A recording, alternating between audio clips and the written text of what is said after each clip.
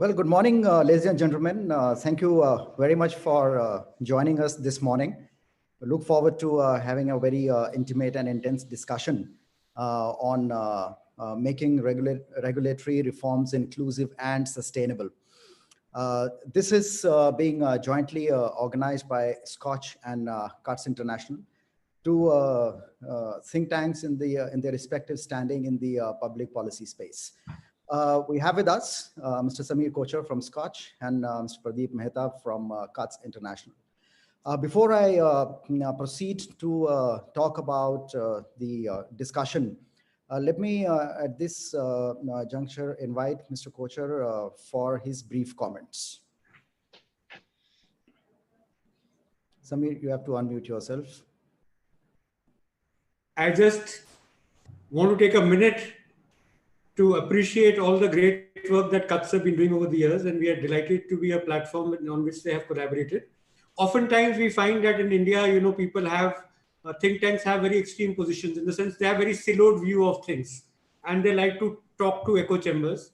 And oftentimes, in public policy or public affairs, progress is not made because you're talking only to like-minded people and not talking to people who oppose each other. Because it is only through negotiation and through a discussion and sharing of a common platform that progress can be made.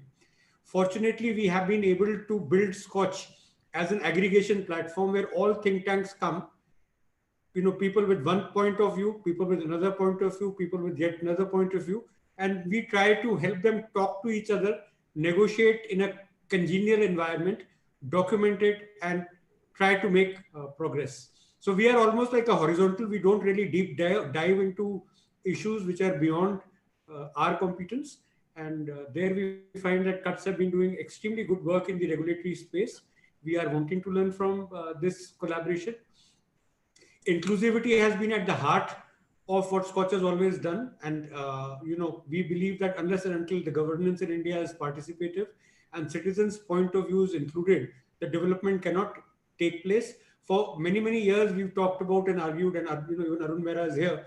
Even in the erstwhile planning commission, we talked about bottom-up planning, and which was participatory. So at a panchayat level, you make a plan, and that goes to district, which goes to state, which goes to center. But it's unfortunately never been implemented. But now is as good a time as any in the face of the odds that the entire world is facing. I think not just planning, but regulation and everything else that the country does as in the field of governance need to become a lot more participative. With that, I welcome you all, and I'm looking forward to learning from this very enriching discussion. Thank you, Samir. Just for the benefit of all the panelists and the participants in this roundtable, I'll try and explain as to what we are planning to achieve out of this discussion. The idea of regulatory reforms in India has become closely linked with ease of doing business. Several measures like reducing compliance burden, making it easier to start a business, hire, retrench, the large enterprises particularly. And, this is a universe which has captured the imagination. It has also been increasingly argued that the approach, particularly this one, has failed to consider concerns for informal entrepreneurs, small and medium enterprises, workers, citizens, who bear a disproportionate burden of our regulatory framework. Such worries in the current COVID-19 pandemic stage has only gained prominence, and it needs immediate attention. There is therefore a need to rethink on the approach towards regulatory reforms for making them inclusive as well as sustainable. How can this happen? The panacea to that is by making citizen well-being and sustainable progress as core objective of regulatory reforms and adopting a whole of government system approach towards design and implementation of such reforms. Towards this effect, an appeal has already been made in the form of a charter for nation's economic regulatory framework to the Office of the Prime Minister as well as Chief Ministers by CUTS International, supported by a whole a stakeholder group. Therefore, we would like to focus next 40 minutes of this discussion before we open for the Q&A and a discussion examines three different areas. A, how to make regulatory reforms inclusive and sustainable. B, how to institutionalize mechanisms for enabling governments to understand stakeholder concerns. And C, incentives and disincentives required in this regard. So, in order to keep the discussion focused, my request to all the panelists, this discussion is going to be moderated by Mr. Mehta, to keep the comments within the framework so that at the end of the day we are able to come up with a document which has got actionable recommendations to take it forward. Before I invite Mr. Mehta to take over, just a couple of housekeeping announcements here, that everybody will be muted. And unmuting is to be done by the speaker himself as and when the moderator asks him. This webinar is being recorded and is also being telecast live on all SKOCH group social media pages, which is Twitter, YouTube, as well as Facebook.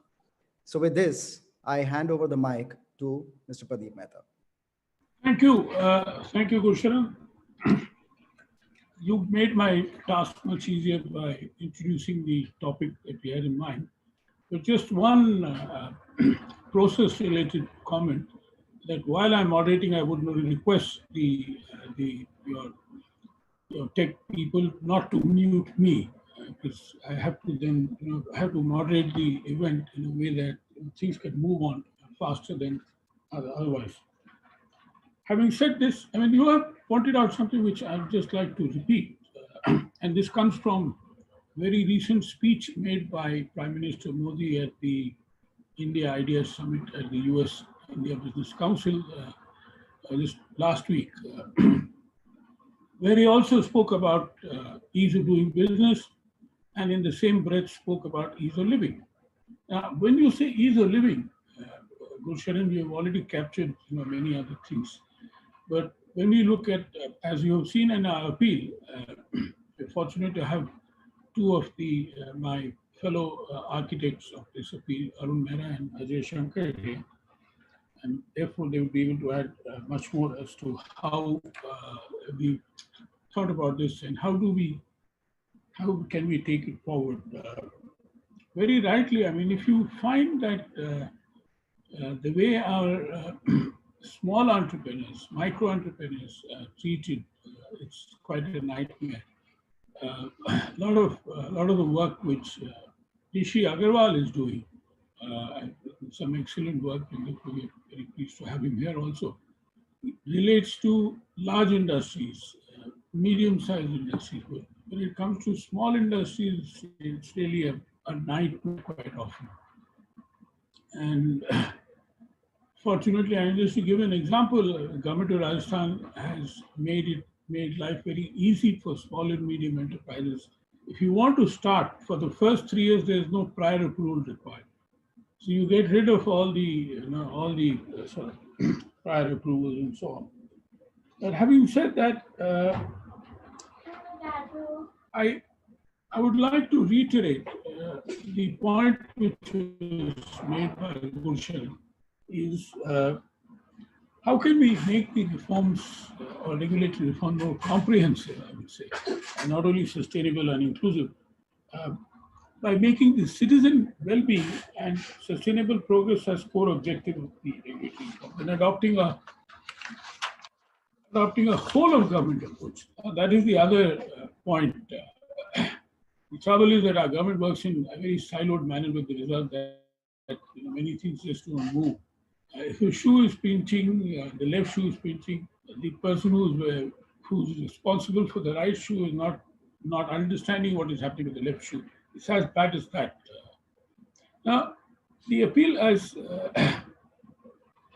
also been endorsed by many leading businessmen, and therefore we are happy to say that it's not just policy wonks like me or Samir who have signed on to it, many others as well. And we expect that this appeal will go further. We are constantly on the go, and we are happy to report. There's very little evidence, but the Prime Minister's office has taken our appeal quite seriously as we gathered from our friends within the policy circles on Rasina Hill, as it were. With these brief remarks, and I would also like to take the opportunity to thank Amol Kulkarni, who's here, who has worked on it day and night, quite often day and night, to change the draft again and again on the basis of the various comments received by the initial group as well as some others that we consulted in this particular effort. Now, with these brief remarks, let me invite the panelists for the day. Given that we have 40 minutes for the discussion and another 10 minutes for the Q&A session, I would request the panelists to limit their thoughts for 8 to 10 minutes each. Rishi, let me start with you. You help companies manage compliances and keep a close tab on costs of running a business, particularly of small and medium enterprises. Can you throw some light on overlapping and recurring compliances and how do they burden the business? How could the situation be improved? And on the same lines, how do you think this translates into the ordinary living of a person, citizen? For example, getting a ration card or a driving license or a passport, etc. I mean, a lot of changes have happened, but at the same time, your learnings can easily be translated to what an ordinary citizen faces in life. Over to you, Rishi. So, well, Mr. Mehta, thank you very much. It's fantastic to be a part of this elite panel today. We believe that what we cannot measure cannot be managed. So before I get to the specific answer of your question, let me point out that India's regulatory environment is really large and complex. There are too many acts, too many compliances, too many returns, too many registers, challans, too many dates, and too frequent regulatory updates.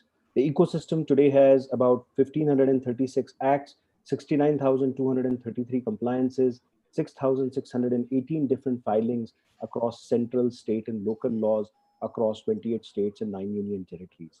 The complexity of compliance management for an Indian business grows exponentially from a few handful of acts to a few hundred compliances to several hundred acts and several thousand compliances as you move from a single location, single entity organization to a multi-business, multi-entity and multi-locational organization.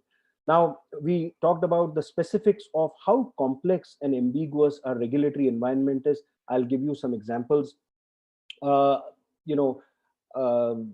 are about 900 different permutations and combinations just for minimum wages in the state of Karnataka. Now, imagine across 3 zones, 4 skill levels, and 72 scheduled jobs, there are about 900 different permutations. Employee, as a definition, one would assume that it's a simple definition, but employee is defined differently in 16 different acts in the country. Wages are defined differently in 13 different acts in the country. Muster rolls, which is a simple attendance register, needs to be maintained in 10 different acts, in 10 different formats. The BOCW, which is Building and Other Construction Workers, Contract Labor Regulation and Abolition Act, Factories Act, Minimum Wages Act, Payment of Wages Act, National Festival Acts. So there are different formats for some of these. Accident register, as simple as accident register is required to be maintained at least in 4 acts. ESIC, Factories Act, Workmen Compensation Act, and so on. Permissible overtime varies from state to state. The daily, weekly, and quarterly levels are different for each other. There are different number of holidays required by law in different states. Earned leave, sick leave, casual leave, national and festival holidays leave. There are 3,000 regulatory changes that happen to environment in a year. These changes are published on 2,233 websites in multiple different languages. There is no simple way. Where I'm going, Mr. Mehta, is there are 63 million enterprises in the country. And believe it or not, there are only 1 million who are formal enterprises who pay social security, out of which only half of them, which is 500,000 of them, are actually actively paying social security. Only 12 million pay GST, out of which only 70,000 have a turnover of 5 crores and more. So you can imagine that there's something not right with the environment that we have created. We incentivize remaining ultra small, informal, whereas time and again, it has been proven that formal employers are far more resilient. They have access to institutional capital. They have access to better productivity tools and better mechanization. They improve productivity and hence improve wages. And in my opinion, this is a real problem. The number of compliances are just way too high. We really need to start thinking about it, create a compliance commission in the country, and work with a very focused 90 to 180 day reform agenda where we need to slash it by at least 50 to 75%. There's no need to have so many acts and compliances in a country like ours.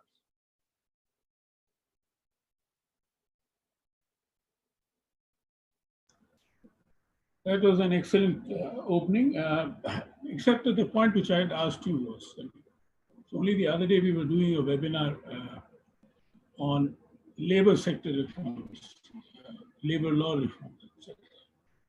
And what came out from a very leading trade union activist, and this is again a part of the root problem here, is that we require bureaucratic reforms in order to change many of these things, and that is not happening. Bureaucracy tends to, as Manish Sabharwal says, that what is not permitted is prohibited. It's the kind of mantra which follows is very peculiar. I forgot to thank Samir for his welcome remarks. In terms of, we are very delighted to be partnering with SKOCH Foundation, who we think has been doing a splendid job for many years, and I've been on that platform many times. And in fact, this particular event is a part of a series that we'll be doing together, ending in a major conference sometime in September. Having said that, may I turn to Mrs. Phookan. You have set up 2 companies in travel and tourism sector and work closely with women entrepreneurs across the country as president of the FICCI Ladies Organization. From your experience, can you highlight challenges faced by women particularly and other entrepreneurs in navigating the regulatory maze and getting their voices heard by the government? Do you think digitalization can solve a lot of these problems? How do you propose to bridge the gap between policymakers and small entrepreneurs? Over to you. 8 to 10 minutes, please.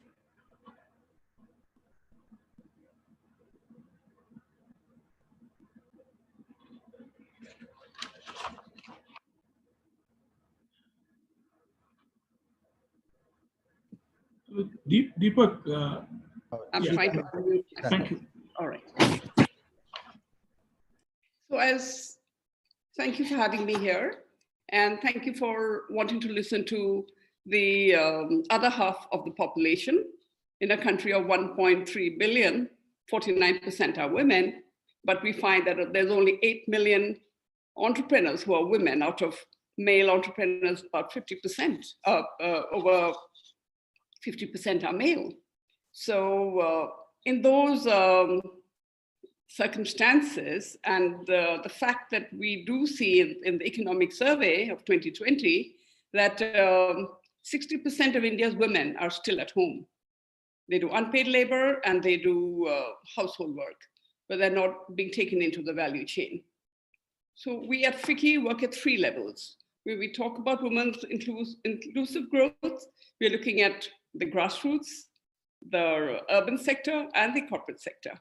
And everywhere, the government is doing its best to pull up the women, but like we've all are discussing here, the regulatory maze is there. But let's talk about the positive news first. That with all the help of the government, we have a larger amount of women in startups. I think as per, they're about close to 38% are, about 50% of women entrepreneurs started their businesses at the age of about 25 to 30. And about 71% of women employing more women now, 5% or less or more people in it. And about 73% of women entrepreneurs are reporting a revenue about 10 lakhs. But largely, we can see that women have a very small, they're mainly in the micro entrepreneurs. We've been told that if you add About 14% of the business establishments in India are female entrepreneurs. That means 8 million out of the total of 58.5 million entrepreneurs. And the problems which have been there in the regulatory maze that we are talking about and how to navigate it, the challenges have always been, but are getting mitigated. But the standard challenges are what we've been spoken about by the previous speakers: registration of companies, the tax compliances, trying to get the knowledge, cobble the knowledge together about all the incentives that exist in the MSME startup ecosystem, in the SME sectors. There is information, there is a lot of schemes around there, but there is still a mismatch. It's still not connecting. Women need good legal support. The banking scenario, we all know that there is a collateral-free loan for women, still difficult to access. Women can't show property in their own name, but the government has worked towards that on paper, but there is that big challenge.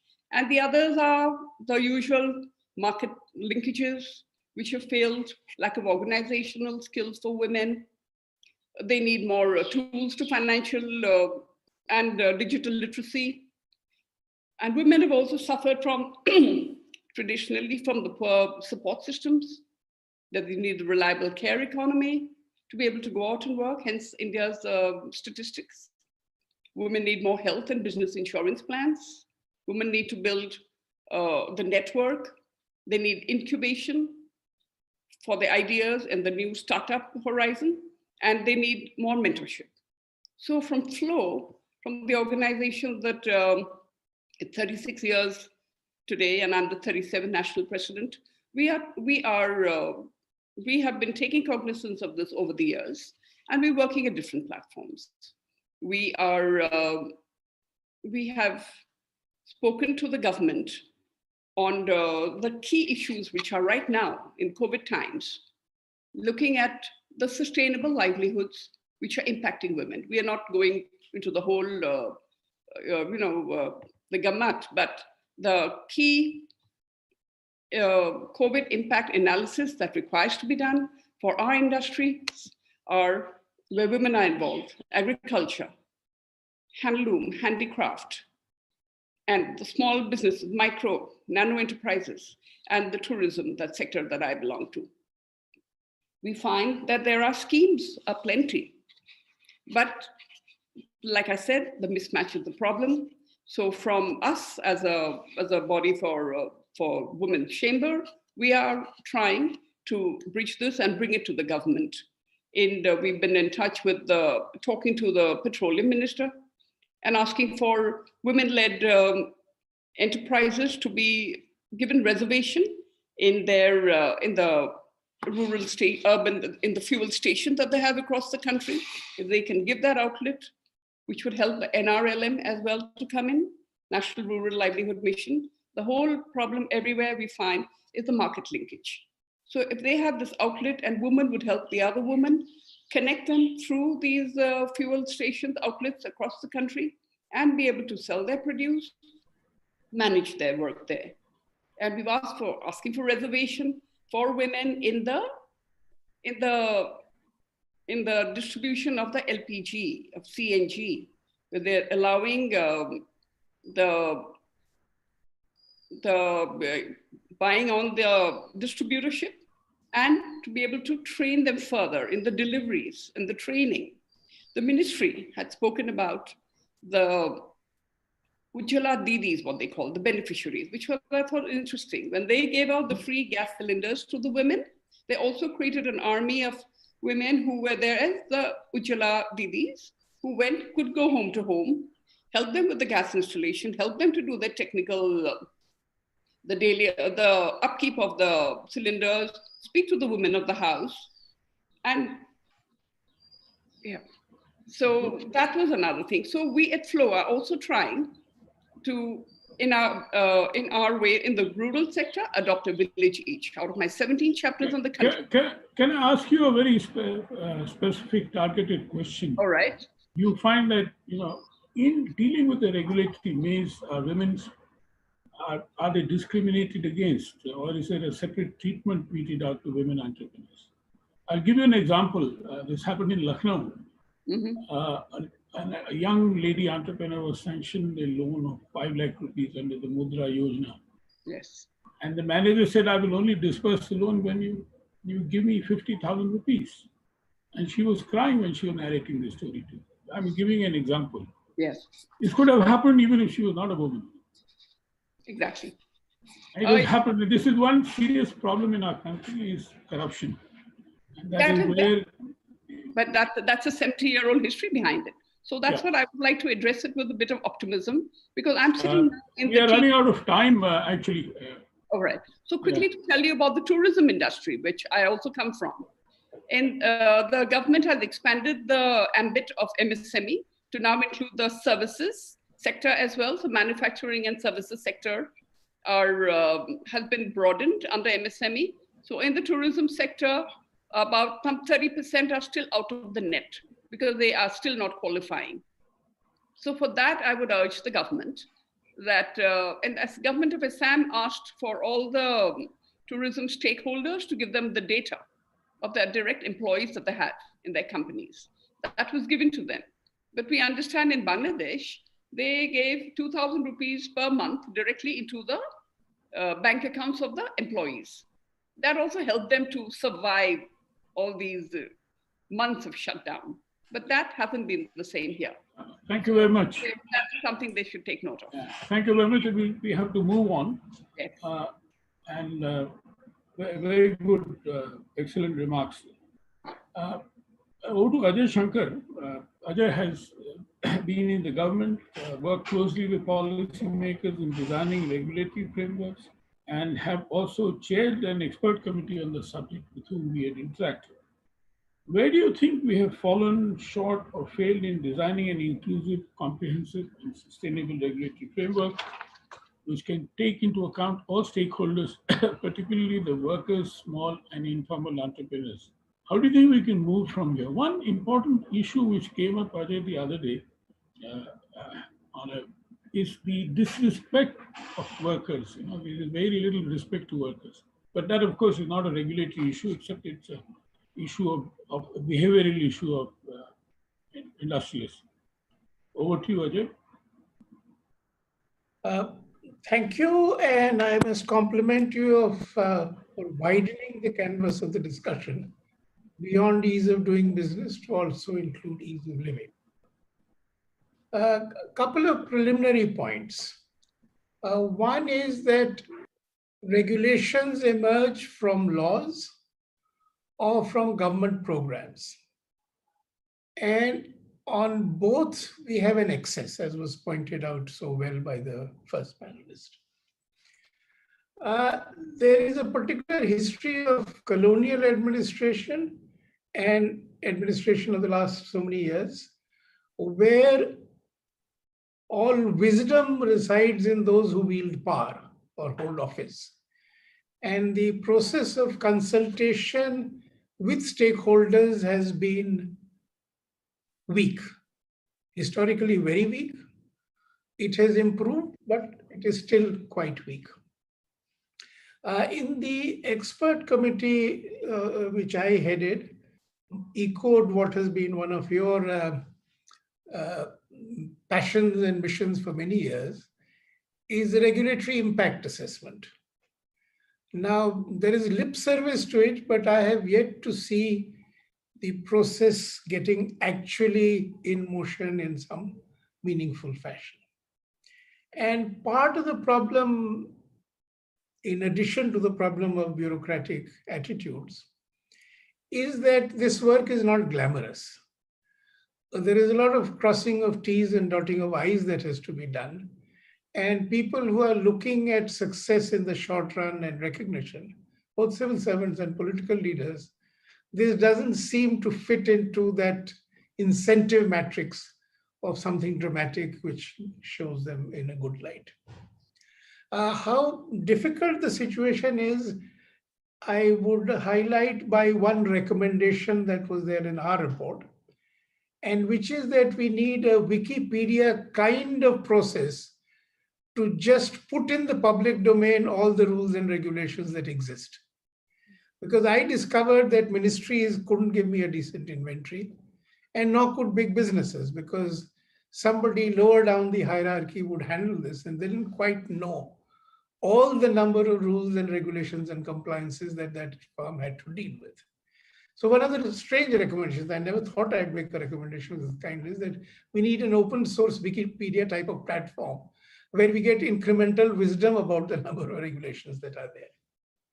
Now, how to make the process of regulatory reform inclusive and effective? I think we need a separate institution within the state government and the central government whose only mandate is to work on regulatory reform. Because the moment they have some other mandate, they can easily show success there, and this will get neglected. But if I, as an individual, as a leader of an advisory body or a state commission or whatever, if my only mandate is regulatory reform, then after 6 months, 1 year, if I want to claim credit, I must have some concrete results to show. If not in terms of actual decisions, then at least a wish list before government which is specific. Because one problem that is there is that a wish list which is specific and detailed doesn't quite exist in most sectors. So we have a challenge to create that. And the other challenge is for us, those in civil society, to go down and create domain capacity or do a deep dive and say, okay, here are the changes that you need. And this is our wish list for a municipal level, or in the tourism sector, or in the hospitality sector, or for restaurants or small and medium enterprises. And we keep saying, dude, these are 30, 40 points, please do it. And I'm sure sooner or later we will get some success. The other problem, and which was, I'm glad, highlighted, and that is very important, is that all the reform discussion is from the point of view of those who are relatively privileged. So big business and so on and so forth. The person at the bottom of the pyramid, he is not a real stakeholder as yet in most processes in India. And therefore is also not a stakeholder or a participant in the discussion of regulatory reform. So if you look at the recent crisis on migrant labor, some things came up which should have come up a long time back. Like one of the reforms announced by government after extreme stress is that there should be portability of the ration card. And in the digital process, it should not be difficult. If I have a ration card from village somewhere, if I go to any city, I should be able to use it. Now, this should have occurred to people years ago, and it should have been part of the whole digitization program of the government.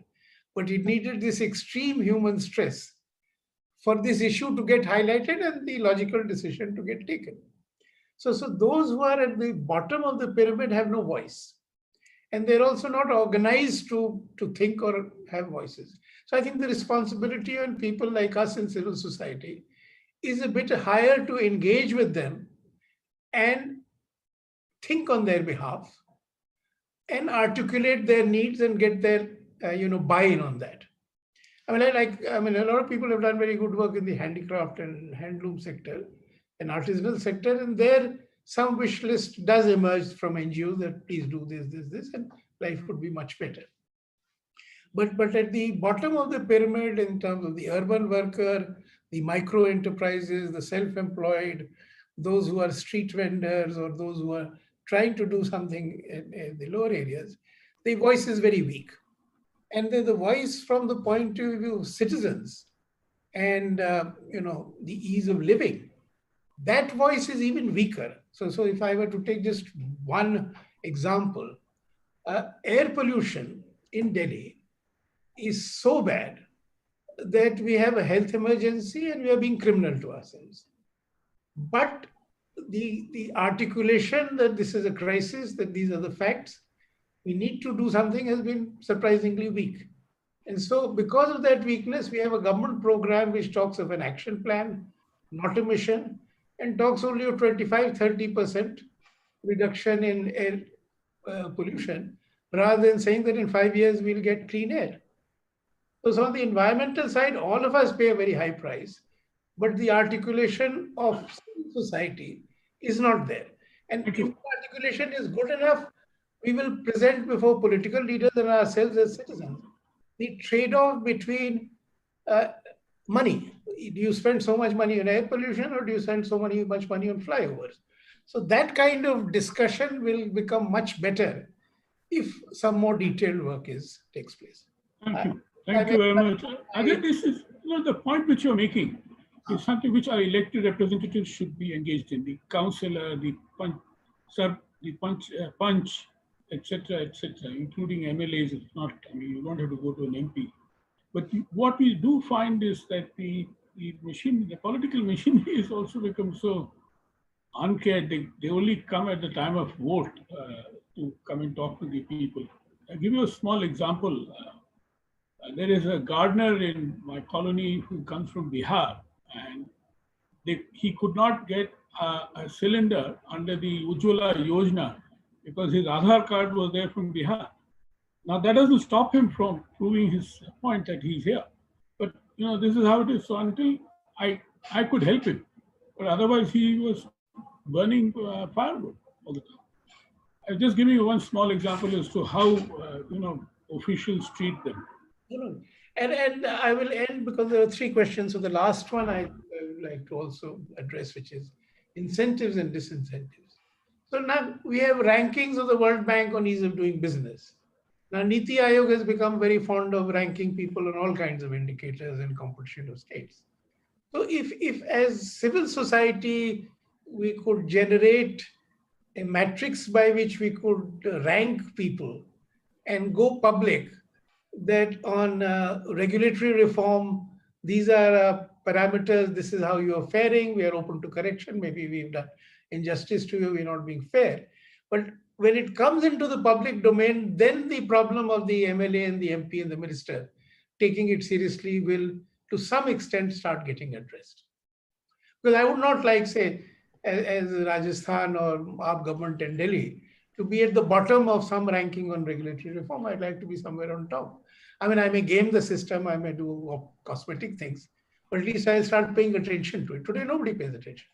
Thank you very much. I think the very important point which you made about having a body dedicated to regulatory reforms at the center and states. This is something which we had recommended under Arun Maira's leadership.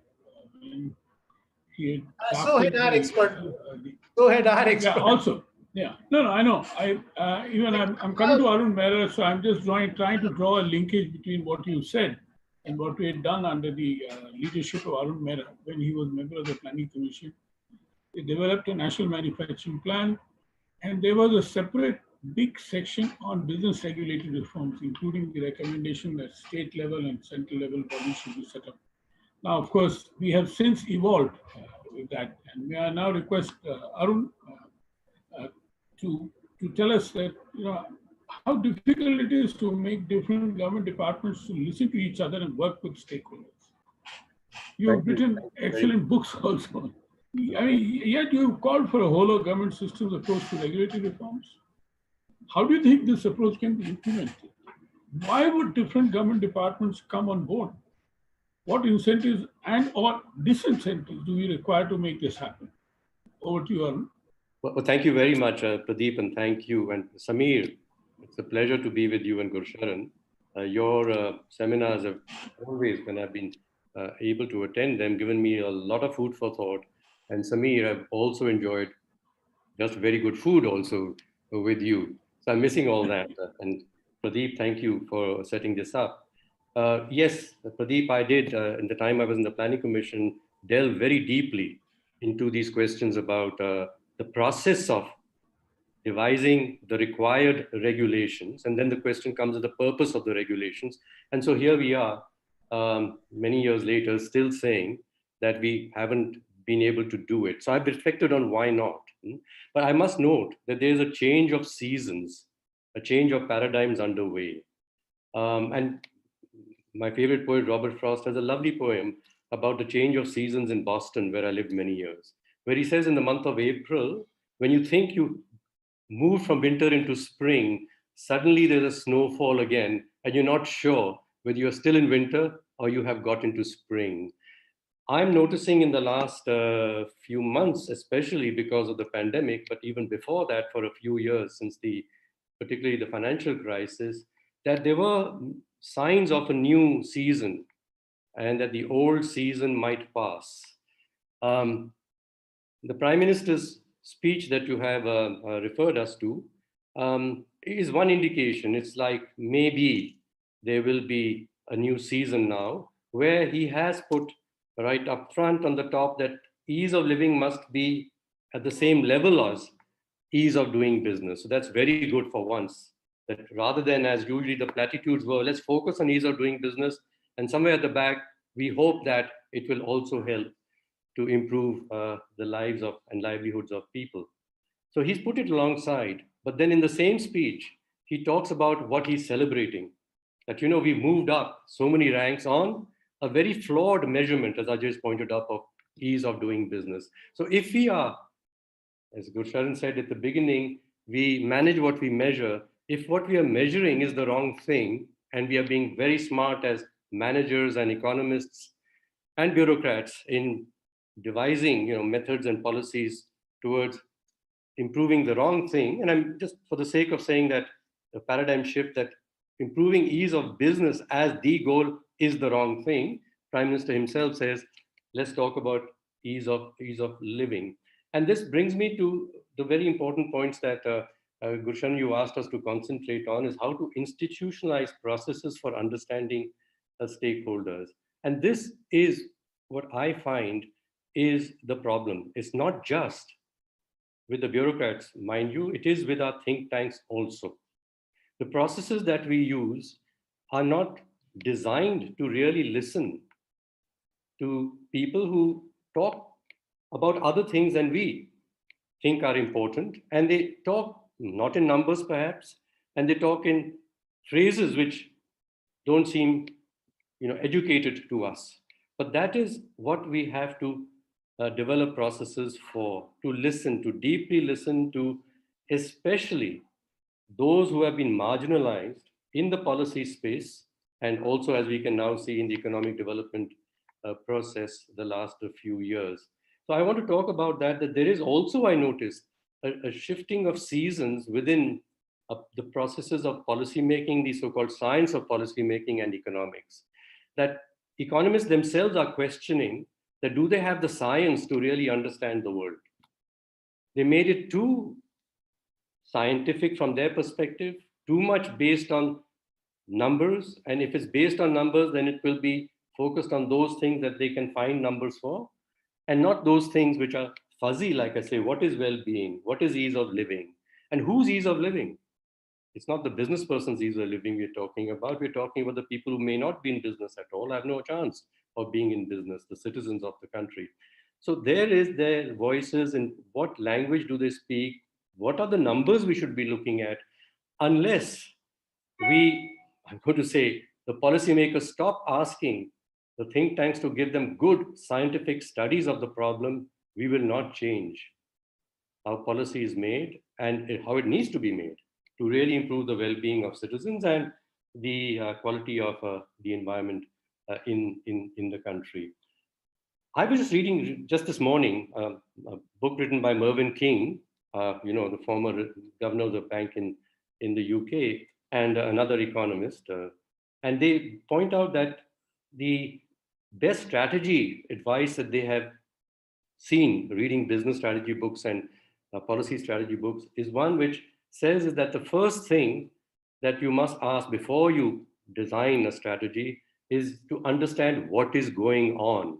And that what is going on means you open your mind and just walk around, as it were, listen to many things to understand what is going on before you even know what is the real problem that needs to be addressed with some scientific solution. So we don't design our think tank processes, nor, as I'm saying, our policy making process, and they go hand in hand, to really listen to a variety of stakeholders within the situation on the ground to see what matters there and what is going on over there.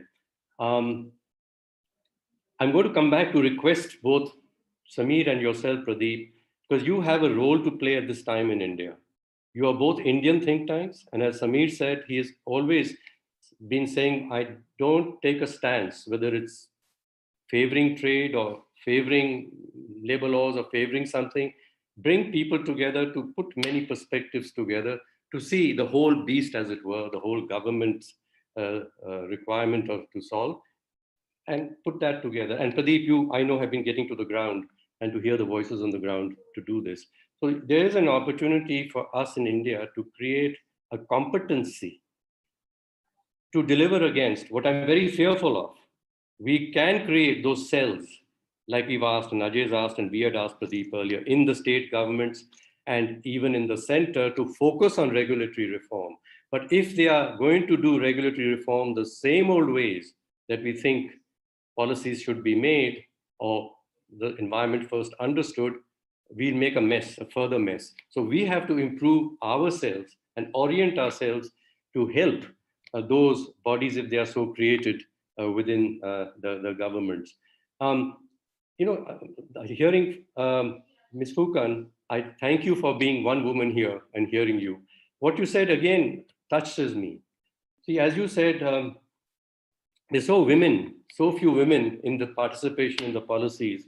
It's all a man's world, as it seemed. But I was making a metaphysical thought came to my mind, and economic development for the last, since the Industrial Revolution particularly, has been about distorting nature to fit it into machines. Distort nature to fit it into machines. And in the policy space, we have been too much trying to distort the informal sector to fit it into our formal sector. Okay, we are distorting reality to make it suit us. Thirdly, the whole feminist movement, and I've said this in, at least in CI at their forum, and I could happily say it in FICCI, that we men are asking women to distort themselves to fit into our man's world, learn what we do and be as smart as we are. The time has come to put, let me say these three things: nature, women, and informality.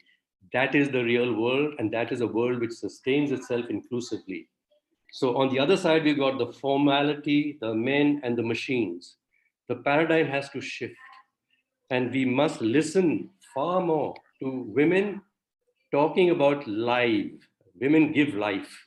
Men go to business. So when you talk of ease of doing business versus ease of living, I think men will tell you about ease of doing business. And please look at, and here I might say, Phookan, I want to listen to the woman at home. But that is where ease of living is, not the entrepreneur. So she'll again talk about the ease of doing business. I want to know about the woman. She creates life. She is nurturing family, right? What does she need? And then from that derive, what would be policies for small enterprises and businesses, as well as then the larger policies that we may wish to have and need to have to make this whole system oriented towards, as I said, the ease of a mother producing and bringing up children. That's ease of living. Exactly. Thank you. Thank you very much, Arun. That was, again, a very excellent intervention. Now, I have a question from one of the participants. I mean, there are many law commission reports and other governmental reports, like the committee that we were talking about, headed by Ajay or Arun, etc. How is it that we could, sort of garner all the recommendations and put them forward for implementation? Administrative Reforms Commission, for example. Arun, over to you. Exactly. You see, as Ajay pointed out, that we don't seem to be paying attention to, as you said, the process of reforming and bringing many things in government together. We had an Administrative Reforms Commission with Veerappa Moily as the chairman, which spent 3 years. They went to every state. They met with every political party across the spectrum. They produced these set of reports. And when I was in the planning commission, I said, okay, we must reform. The first thing when we want to do something, we want to set up another commission. I said, no, before we do that, if someone has done some work quite recently, let's read it and study it and ask them the challenges they encountered in getting the whole idea of administrative reforms accepted. So here was the point where Veerappa Moily said that, look, We have done this after so much effort. The Prime Minister, then Manmohan Singh, has hardly called us to have a meeting with the whole cabinet about, so what do we do about administrative reforms? At that time, and I had just joined the Planning Commission also, the Prime Minister Manmohan Singh had asked the Planning Commission one evening to give a note about the 10 most important reforms to make to get the economy going and inclusive growth. So it was done apparently within 3 or 4 hours. He asked it immediately for some meeting. So just as it was to go out of the door, Montek asked me, hey, Arun, we're sending this note. Do you have any thoughts? I looked at it. There were 10 things mentioned. 9 of them were to do with financial sector reforms and banking sector reforms. If that's all that we focus on, and that will solve the problems of the world. And please keep noticing that I'm saying again, the administrative reforms, even since then, you and I have asked, please pay attention to this. Does it ever receive attention? And I'm saying it's about the economists again and the policymakers. They're glorifying the financial economy and the big business economy. And thus we will not get attention to these other, as Ajay says, softer things, but they're the essential things. So what are we going to do? I'm asking you and Samir, please spend less time on banking sector and financial sector reforms. Your energy is precious to us. Please use 100% of it for this. Thank you. Thank you very much. Arun, I've heard you very clearly. Rishi Agrawal, the last word to you. Please go ahead, sir. Rishi, would you like to comment before we conclude? So, sir, where we come from, we look at regulatory compliance, which affects micro, small, medium, and large enterprises. Unfortunately, anybody who's informal today, from a regulatory compliance perspective, the load is almost not there because they are informal. There is no ESI, PF, PT, LWF, or any other labor law. There's no direct tax. There's no indirect tax. And I would like to submit that that's one reason why they continue to stay small. They never are able to grow. They continue to languish in poverty because they don't have access to institutional capital. They continue to stay less productive and so on. India has always had this 8% or so unemployment rate since independence. So that hasn't changed a lot. India doesn't have a jobs problem. It has a wages problem, and wages are directly related to productivity. So we submit that in order for India to go on ease of living, people have to start making more money than they make. And that will not happen until, out of the 63 million enterprises that we have, the number of formal enterprise go from 1 million to 10 million. And that's where they'll be more resilient. There'll be access to institutional capital. They'll have more productivity, more tools, more training. Crisis like COVID, they will respond and recover better. And to that extent, in order to incentivize companies to grow, my submission is that we need to take a look at these 69,233 compliances, and with a flick of a pen, ask ministries and departments to look at cutting them into half. And it's possible. There's so much duplication out there. We definitely think it's feasible, it's possible. And if we can build Aadhaar, Setu app in less than 15 days, if we put our mind to it, we can go ahead, reform it, digitize it, and significantly improve the ease of living in this country by improving ease of doing business and promoting formal enterprises. Thank you. Thank you very much. Ajay, you were asking for where could you find a repository of all the compliances and so on. Here it is, being done by Rishi under the leadership of Manish Agrawal. It's all there, and they do it technologically. It's not manually, otherwise it would be impossible. I'm so glad to hear that, because this is but we didn't know when you were running that committee. I didn't know. But again, the point is that those who are experiencing the burden or this regulatory framework or this regulatory compliance requirement, their voices need to be heard, articulated, and carried to decision makers. And my own view is that 50-60%, no, but we need to probably get rid of 90% of what is there on the statute.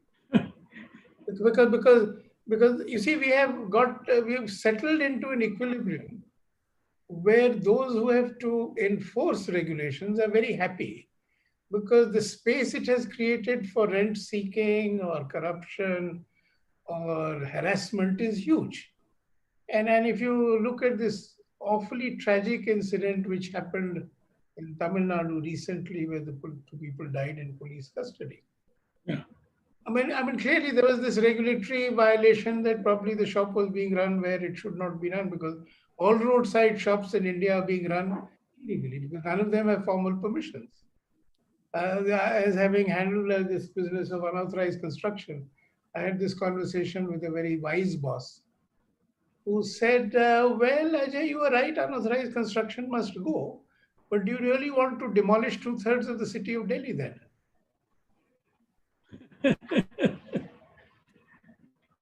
Thank you very much.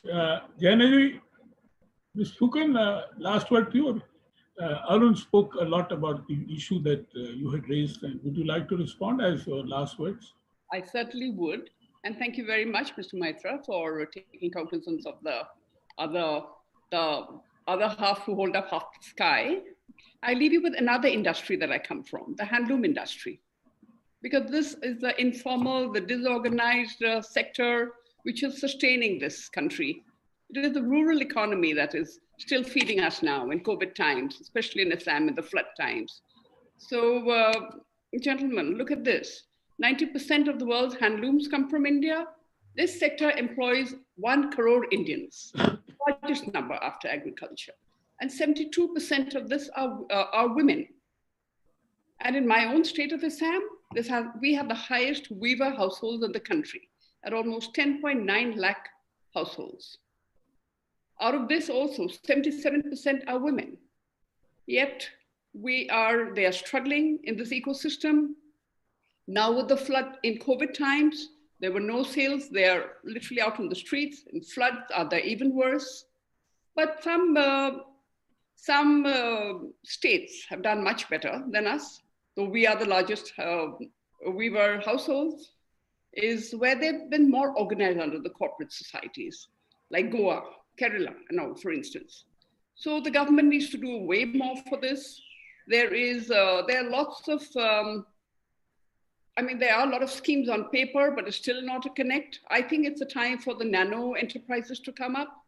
In the end of the day, all the self-help groups which have been created under NRLM and SRLM, the state ones, the market access is a problem. Now with COVID and the floods, we don't know where they will sell, where they will go.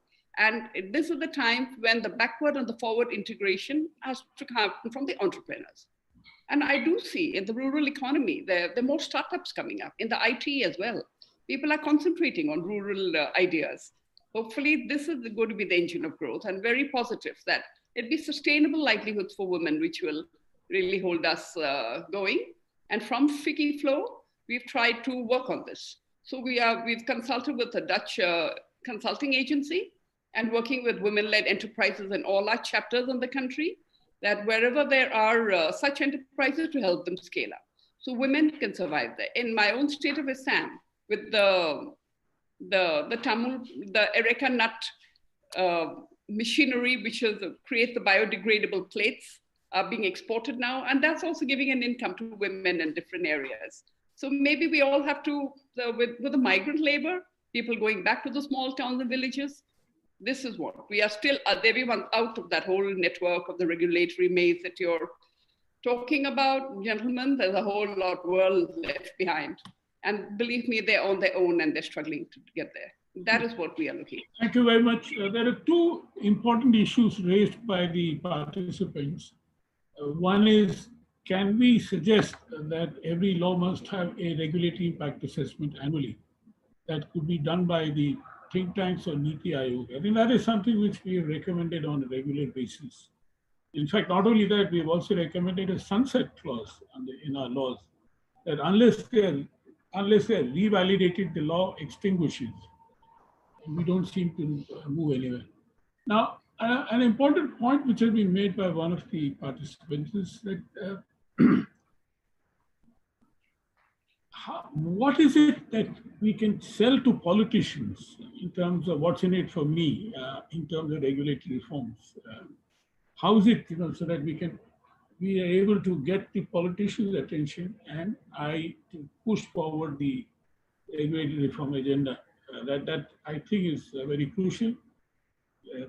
And how is it that we can do it? So would any of the panelists like to respond before we close the discussion? Arun, please. Thank you. The political system is, let's use a big, broad word, corrupt. The structures of it are corrupt. I mean, Shashi Tharoor has written an article this morning saying that we should get the presidential system, the parliamentary system has failed us. It's not just here. The parliamentary system requires political parties require to get themselves elected, they require to have funds. It's in the structure of the beast. It's in the structure of the beast. So our appealing to that structure to say, do what we are offering you, there would be, the incentive is, I hope it's going to enable me to succeed in that structure, to get elected, to get more money, and so on. So I'm realizing in the last few years, since leaving the Planning Commission, spending my time with people like yourself, but much more, people in the civil society space. Change in embedded power structures come from outside the power structures. So our trying to appeal to that structure to adopt these new ideas, it's a losing game. You have to put pressure on it. And yes, your ideas pressure, you're putting, both of you, Sameer and yourself and others too. But that has to be supported by civil society. And I know, Pradeep, I'm with you and you keep on doing this. Your origin was consumers support what you say. So don't too quickly start to put your idea before the politician to say this may be good for you. Spend a lot more time to get the civil society to say this man and these ideas are our ideas. Then the politicians have to pay attention, as we're finding everywhere, because they have to then go with it. So it's for yourselves, I'm saying. I think the time has come for good think tanks in the country who are saying we want to change the basic structures, like you're saying, how reforms are made, for example, and that the bureaucratic system should be more effective than it is. You cannot ask, like we're trying all the time to tell bureaucrats to change their system. They've got a vested interest to keep it like it is. So unless there's much more pressure from outside the establishment, it will not change. So the language, again, I come back to that, the engagement of people in the reforms is how you're going to get their support. They know that you are listening to them. ये तो हमारी सुनते हैं, तो ये जो कहेंगे, तो हम उनके पीछे हैं. हाँ, पर आप उनकी सुनते हैं कि नहीं सुनते हैं? And many people are asking this, who are these damn think tanks who are speaking on our behalf? Have they ever asked our permission to speak on our behalf? Do they even know what our life is? Thank you. Thank you very much. With that, we come to an end this very interesting roundtable. And as I said earlier, that this is, thank you, and this is going to be part of a series. This is the first of the series, and I'm glad that we had an excellent discussion. And I must thank each of you participants personally, but there is a formal vote of thanks to be done by Rohan Kochhar and Amol Kulkarni from CUTS, Rohan from SKOCH Foundation. And let me hand over to Rohan. Rohan, over to you. Thank you very much, Mr. Mehta. At the outset, I'd like to congratulate you on what I thought was a fascinating panel discussion, starting off with Mr. Agrawal, who explained this complex cobweb of compliances that we have to deal with in India, going over to Ms. Phookan, who spoke to us specifically about the challenges in terms of support systems and lack of access to care economy and sustainable livelihoods which women face. Mr. Ajay Shankar, who spoke to us extensively about how political and bureaucratic incentives are misaligned for extensive regulatory reform. And he said that there is a narrative capture of the reform process by the privileged, and therefore we must look at the bottom of the pyramid, which needs greater representation. And your observation here, Mr. Mehta, was actually quite interesting, where you said that only at the time of voting will they be heard. And I think the call that you have issued for regulatory reform is not just a call for regulatory reform, it's one for rethinking of the social contract and how democratic assets can be made more liquid and more responsive to social problems. And this is also where Mr. Maira, with his observations about processes and regulations and purpose, came in and said that should we be measuring what we are measuring, and should the process for all stakeholders be similar? How do we listen more to the marginalized? And I must say that since an early age, ever since I was an intern at the Planning Commission, perhaps, I've looked up to Mr. Maira, and I've also looked up to the fact that Indian policy making is so vast and diverse that we must bring our perspectives. And everyone at SKOCH, at least every employee, spends a particular amount of time every year at the grassroots to try and understand what the last mile issues are and spend time with societies that are marginalized to understand the on-ground impact of what's happening. I must congratulate CUTS for what I think is a fantastic initiative which they're undertaking, and thank you very much to each and every panelist that came here today and enriched all of us with your inputs. Thank you very much. Amol Kulkarni. Yes, thank you very much. And let me thank all the panelists and the participants on behalf of CUTS International to attend this seminar and for some valued thoughts which have been made, particularly with respect to listening different stakeholders and the process of listening. We assure you that we are not only talking about creating structures and bodies like Regulatory Reform Commission, but we are also trying to work towards building capacity for listening. For instance, we have done a lot of work on regulatory impact assessment to build awareness and advocacy and generate evidence of value of regulatory impact assessment of different regulations. In addition to that, and as has been also explained by Mr. Mehta in the appeal that has recently been issued, we have issued a call for a three-step test for testing regulations. The first step is to test whether regulations are legal, for instance, whether they have any statutory backing, whether they are necessary, would they be achieving their objectives, and are they proportional? And for instance, the proportionality test is not just for formal enterprises, but also for women, marginalized and informal groups. We believe that this institutionalizing these processes can help in listening better and listening more to people who have been marginalized and have faced disadvantaged of the regulatory system. And we work and we have pursued different state governments and central government to institutionalize such mechanisms, and we promise to work more in this regard. With that words, thank you very much to all.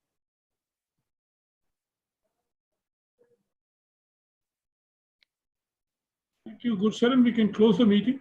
Yes, thank you very much, ladies and gentlemen, for joining us this morning and making this discussion extremely valuable. Because when we talk in terms of policy, 1, 2, 3 discussions may not be enough. This is always a journey which pushes the agenda from point A to point B. And that precisely is the objective of organizing this series of roundtables in association with CUTS International. It's a very, very valuable initiative.